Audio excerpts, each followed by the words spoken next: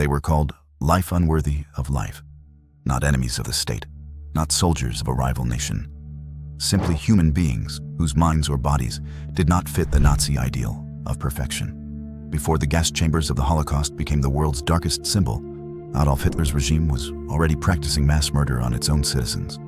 The disabled, the mentally ill, the deaf, the blind. What was done to them was not just genocide. It was a rehearsal. And what happened inside those institutions will leave you unable to look away. The blueprint for murder. Before the world had ever heard the words final solution, Nazi Germany was already running a killing program so systematic, so coldly efficient, that it would later serve as the direct template for the Holocaust itself. It had a name that sounded almost bureaucratic in its sterility. They called it Action T4, named after the address of its headquarters at Tiergartenstrasse 4 in Berlin. But behind that unremarkable address, something monstrous was being designed.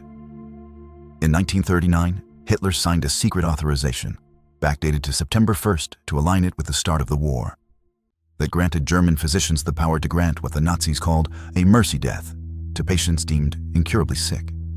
The language was deliberately clinical. The reality was state-sanctioned mass murder on a scale that Germany's own population had no idea was happening right inside their borders.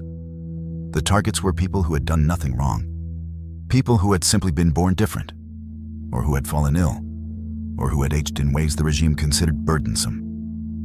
They were taken from hospitals, care homes, as in psychiatric institutions across Germany and occupied territories. Their families were told they were being transferred to better facilities. Letters arrived weeks later, informing loved ones of sudden, convenient deaths from pneumonia or heart failure. Every single letter was a lie. Who they targeted and why. To understand the full horror of what happened, you have to understand the ideology that made it possible. Nazi racial science, which was not science at all, but a sophisticated system of prejudice dressed in clinical language, divided humanity into categories of worth. At the top sat the mythical Aryan ideal. At the bottom sat anyone the regime considered a drain on the national body. The disabled were not simply marginalized. They were viewed as a biological threat, e.g. as pollutants in the gene pool that had to be removed for the supposed health of the German race. This thinking did not appear overnight.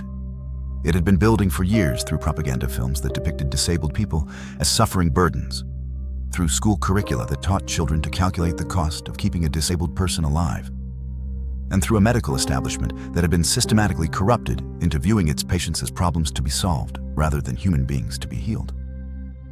The criteria for selection were chillingly broad: schizophrenia, epilepsy, hereditary deafness, severe alcoholism, physical disability.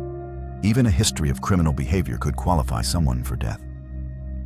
Questionnaires were sent to institutions across Germany, and physicians were required to fill them out for every patient in their care.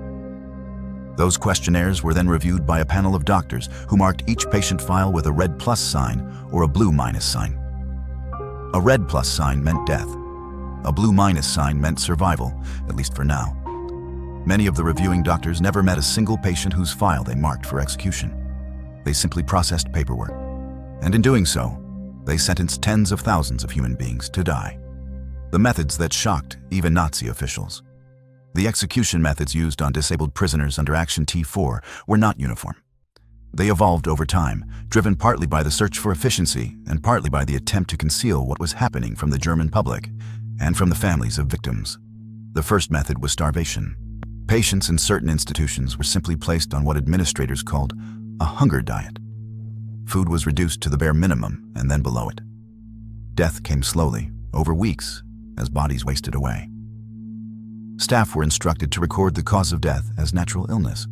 In reality, they were watching their patients starve to death on direct orders from above. Then came the injections.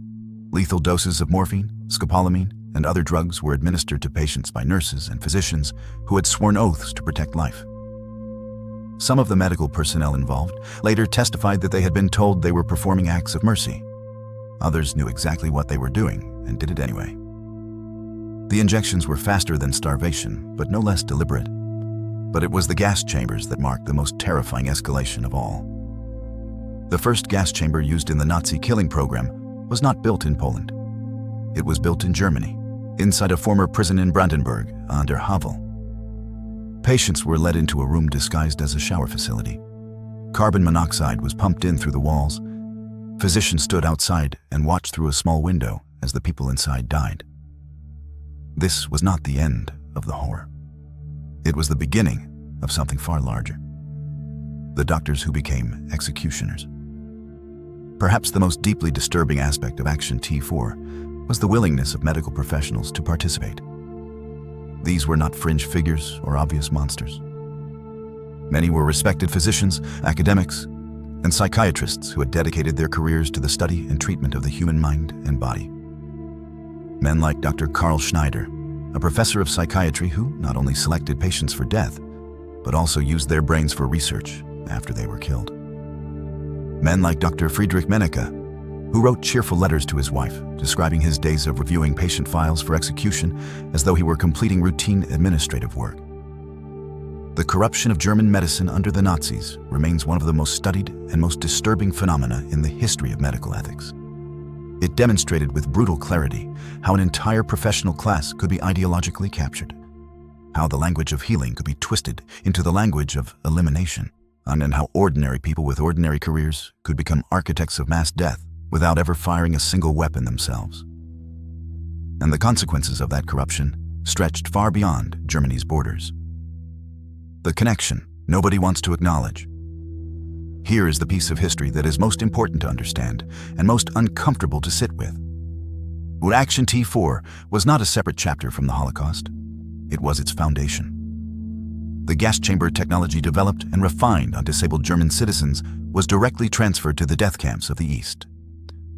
The personnel who operated the T4 killing centers, the physicians, the administrators, the technical staff, were reassigned to camps like Treblinka, Sobibor, and Belzec under a program called Operation Reinhard.